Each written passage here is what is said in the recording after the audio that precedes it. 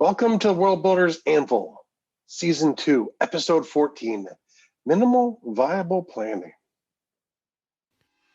Don't know where to start building your fantasy world? Do you need more? Does it make sense? Forget any worries and become a crafter of imagination. This is the place where we will prime your mind. Now, it's time to heat up the forge. Break out the mithril ingots and hammer.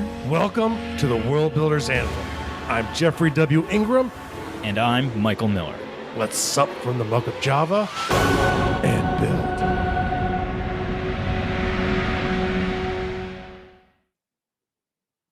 Welcome back. As always, my name is Jeffrey W. Ingram. This is part of my very busy season, and plus birthday and Christmas is going on. So a very busy week between Christmas and New Year's in my household.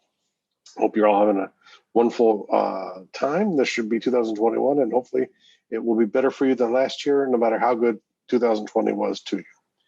Now, I want to take a little bit minute. I talk about MVP planning. That's what I've been calling it. I'm thinking more about it. I'm trying to work it out more. And this is kind of an open brainstorming session, but this is kind of the system I've kind of come up with to help me get stuff done.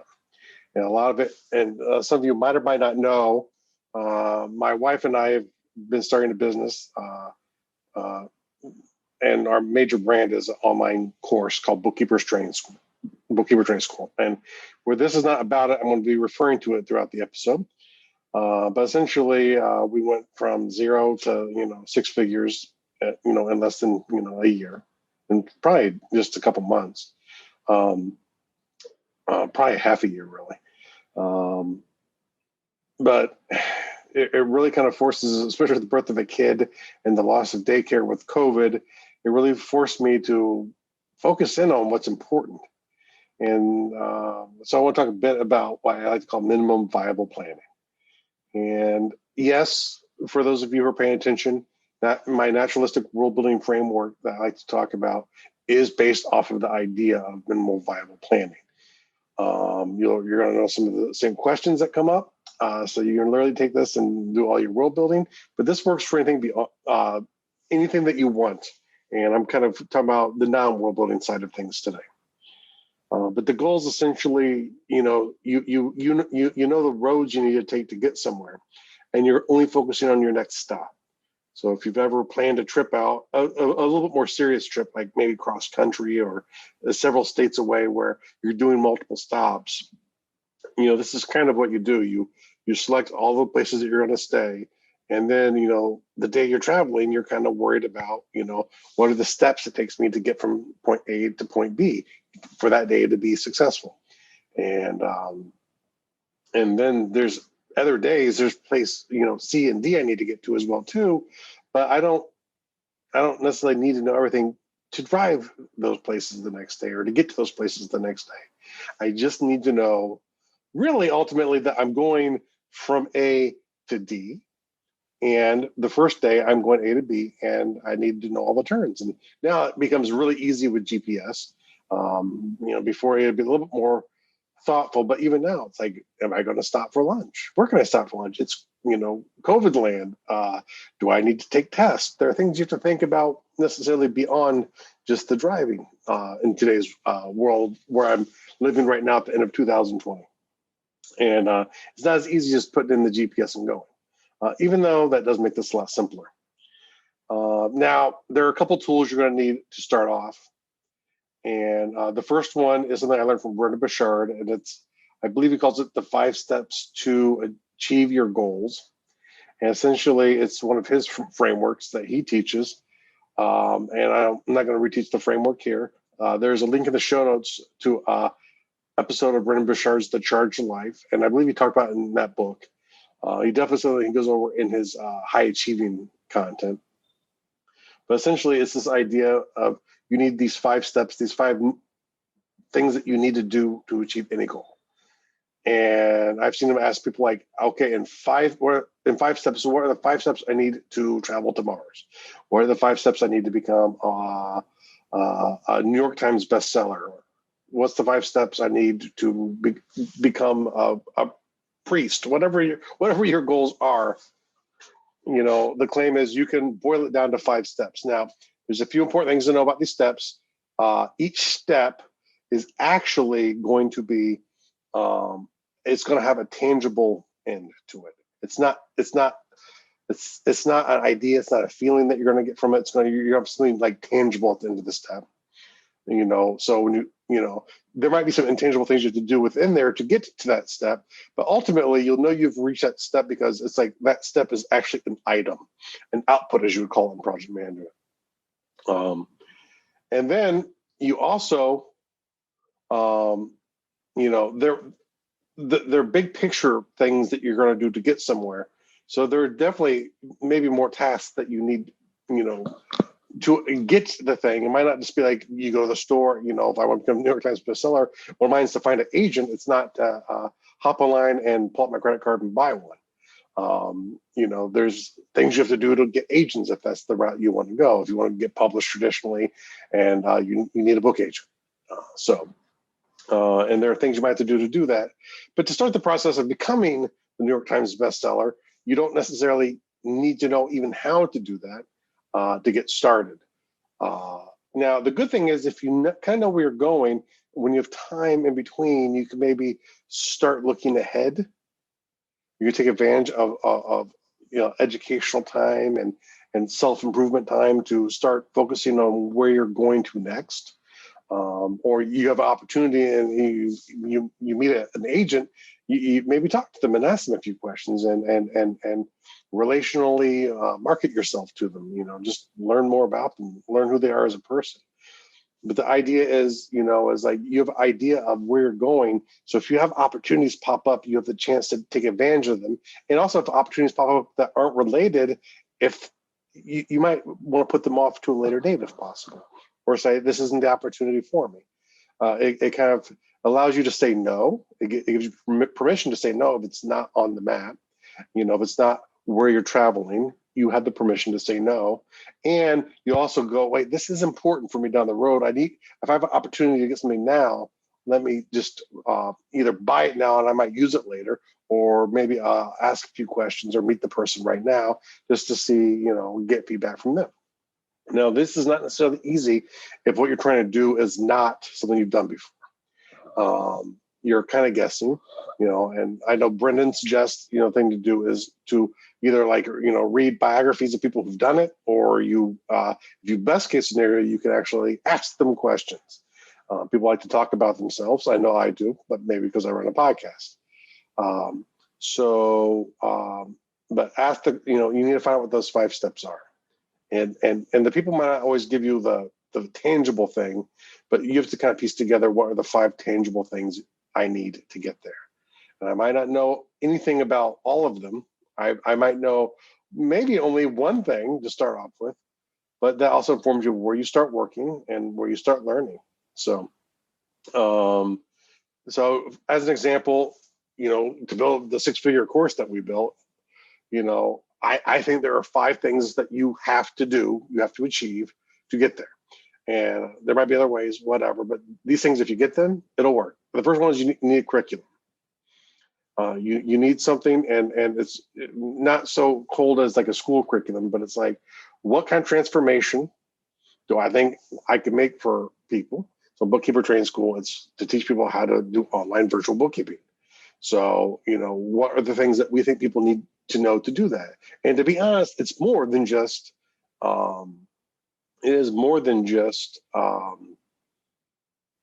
the physical skills needed, in our case, to do bookkeeping. You need to understand businesses, and there's other skills you need too.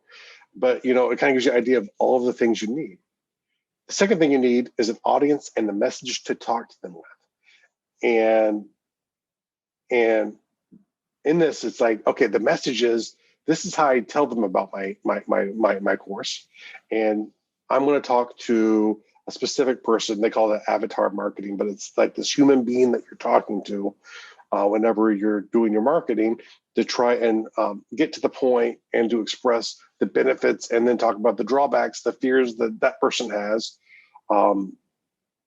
When you do it, it's the messaging. It's the messaging of your product. And a lot of times it's actually really easy to go back and look at your curriculum once you have that and go, okay, I need some more stuff here, Maybe I'm not even good at some of the stuff, but to really get the transformation I want people to have, I've learned now from talking to people, when possible, or just listening online or doing market research, however you want to get to it.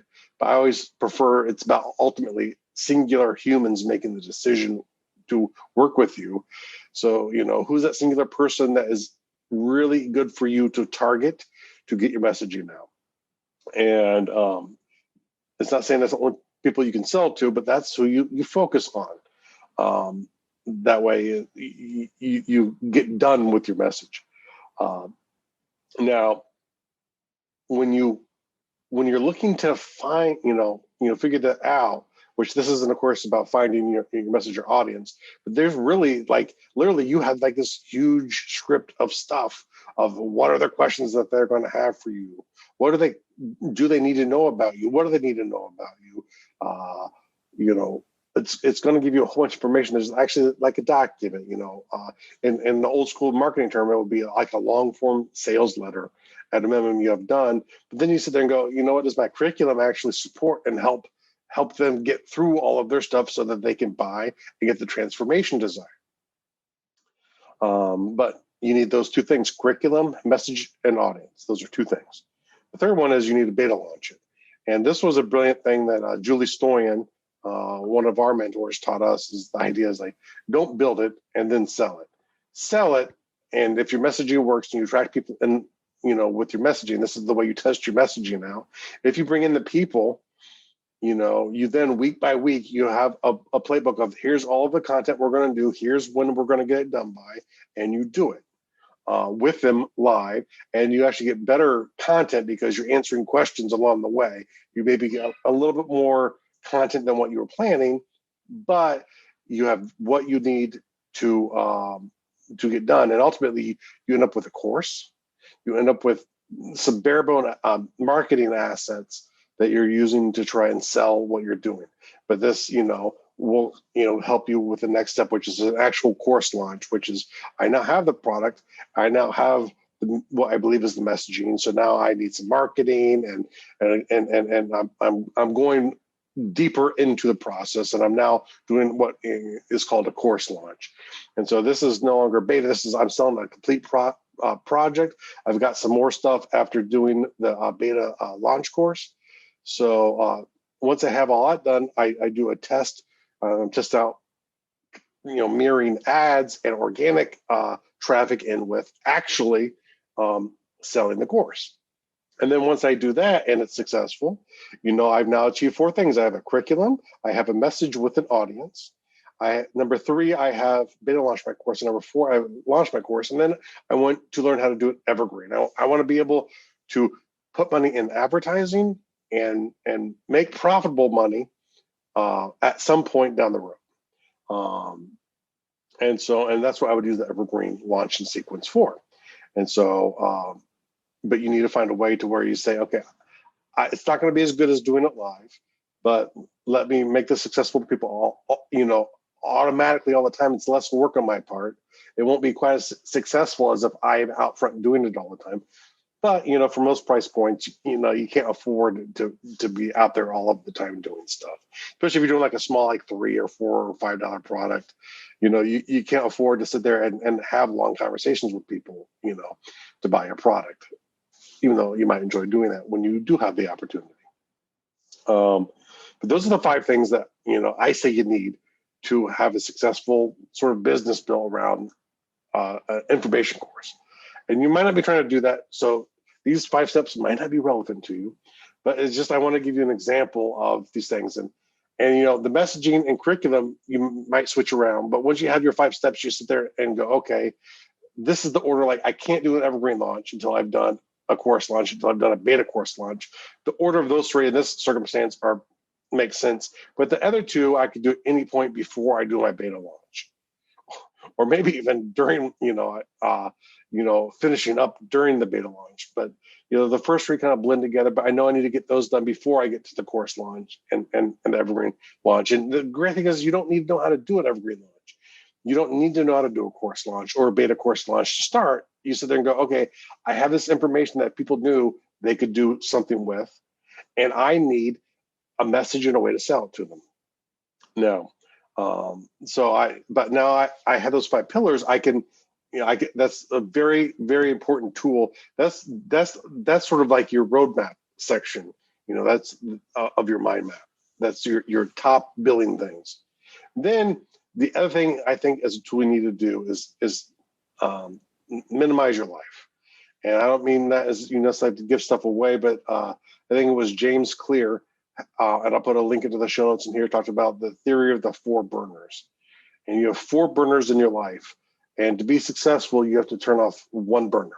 To be very successful, you have to turn off 2 burners. And that's the theory. And so taking that idea, he tries to explore different ways that you can do it without doing it.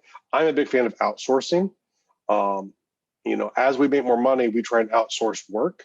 And we try and outsource, inside the house and in the yard and in the business. We pay people money to do certain tasks that free up our time to do other tasks. That way, we don't have to necessarily turn off any of the burners. We just have help keeping them lit. And right now, to be honest, I really was down to 2 burners, and I'm trying to reignite 2 of my other burners right now to keep them going. Hopefully as, success grows, I want to, I think it's important to invest in all 4 of those things. So, but I'm not going to get too much into the theory, but sit there and focus on what's really important in your life. What are the things you have to do? And just because something's important, like, hey, spending time with my friends is important, but is booking the dinner dates with them important for you to do? Or can you pay someone to do it? Can you get an executive assistant to do it if you can afford it, right? Because it's amazing. In today's gig world, you can get an hour, 2, 3, 4, 5 for almost anything that you want done. Maybe that hour, instead of mowing your lawn, you give someone some money to do that for you, and you spend that time doing something else. That way you're juggling to keep all the stuff working by using money and, getting things done ideas to, as efficiently as possible, get things done. And now finally, budget your time and money. It's like, how much money and time do I have realistically to do this? Because, money, you can buy someone else's time to help you get to where you're going. But it's not necessarily perfect. Your time is always the best, but that's a resource you can't replenish. So you need to know how much time you really have to put into what you're doing. And do you have money that you can help support it with? And the answer to if both of those is no, you're not starting. But if you have one or the other one, you can at least get started. It will just be slower. But as you get stuff, plan to put resources towards the important things that you're doing. Now, what do you need to do? Now, essentially, once you have those 5 steps, you just create an outline. And I like to think of, 6 questions: the who, what, when, where, why, and how. I think that's 6, of everything. And you see that when I do the world building, the mind map 2.0. But, and sometimes it's like me, I'm the who. But sometimes, it's like who, I need a booking agent. If I'm not the agent, I need to find the who. I need to find the agent. How do I find an agent? I don't know how to find an agent. I need to find out how to find an agent. Wait, now I just can't walk up and tell them that they're my agent. I have to get them to say they're my agent. How do I do that? So there might be things that when you ask these questions, that you're going to sit there and go, I don't know enough about this, or I know enough about this, where it's like, for someone like me, I've worked on like a lot of websites. So there's certain aspects of website building I don't need an in-depth plan. A little checklist will work for me. But when I was starting off, I needed much more detailed plans to do any work like that. Like, oh yeah, I better build in something for security for people to log in. That's probably a pretty important thing to do. It shows how old and long ago I was programming, where that became a thing as I was programming. But always ask the who, what, when, where, why, and how. And sometimes the answers will even be very similar, but it will expose you to what you really need to get done. And a lot of times, if you don't know enough about the who, what, when, where, what, how, you ask the who, what, where, why about the answer to that question, and you start creating up, like, essentially the task you need to get done to get your big picture item done. Now, Then essentially, once you've done that, you just rate yourself 1 to 10. How proficient are you at that? The less information you know, probably the less proficient you are, to the point where if you really know where to start, but you know you need it, you just say, I have a skilled 1. And I have to research everything about maybe getting an agent. Like if I want to get an agent myself, I have to start because I'm a 1 at that. Yes, I am a 1 at that. That's not just a sample. Turn your outline into a list. There's Trello if you like board style. There's Asana if you like different types of layouts. Both of them, I believe, have free versions. If you want to do it online, you can just do it on a piece of paper. You can do it in like Google Tasks. There's lots of ways to do it. Just create a checklist for yourself. Sit there and go, here's the things I need to do and the order I think they need to be done in. And realize it might not be perfect, but it's a minimum viable plan. So you might sit there and go, I'm ready to start this, but wait, I can't do that without this other part. Then I have to switch them. Or there's something I didn't realize I needed when I started, but now I know I need. The more research you can get up front, the better you're off when you begin. But realize that this should not be perfect. You should have to make adjustments as you go and be ready for that. And now look at the first item on the list. Not all of them, just the first item. Take that whole list and put it away and take that one item and say, I need to get this item done. Do you think it's going to be a week or a month or a year, whatever? That becomes the only thing that you look at until it's done. That's the only thing that you focus on until it's done. In the time you have allotted for this, and have some time every day allotted towards whatever is important to you. But, the only focus should be getting one thing done and just knocking it off. Don't worry about the whole list. It's huge, probably, the more time you spend at it. And there are things that you don't know on there, and you don't know, but you can't focus. You can't get it all done at once. Just choose one thing that you think you need to start with. Start there. Once you get that done, go grab the second thing. Just start taking it off the list, moving it onto its own list, and start, getting that done. I hope this helps. So for your world building task, MVP out your worlds from now on. Just do what you need to do when you need to have them done by. Sketch it out and then fill in the details as you need them.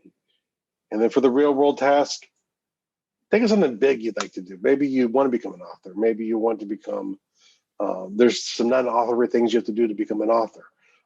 Find out what they are if you don't know, but create your 5 steps to get there and just do it. And go ahead and hit me up on social or go to garduel.com or go to facebook.com/groups/Undercroft and join in there. You always tag me in on a question. I always try to answer where I can. But I hope you all have a great new year. Let's start getting some stuff done that we want to in our lives to make ourselves better people and focus on achieving stuff that make us and our families happy and worry a little bit less about all of the crud in the world. So I hope you all have a great week, and I'll speak to you next time. Thank you so much for listening to the World Builders Anvil. We would love it if you would share the World Builders Anvil with 2 of your friends. And so would they. If they are unfamiliar with podcasts, then you get to introduce them to the wonderful world of podcasting. Take them to Stitcher or iTunes, or best of all, just send them to our website, www.garduel.com. That's GARDUL.com. Now strike while the mithril's hot.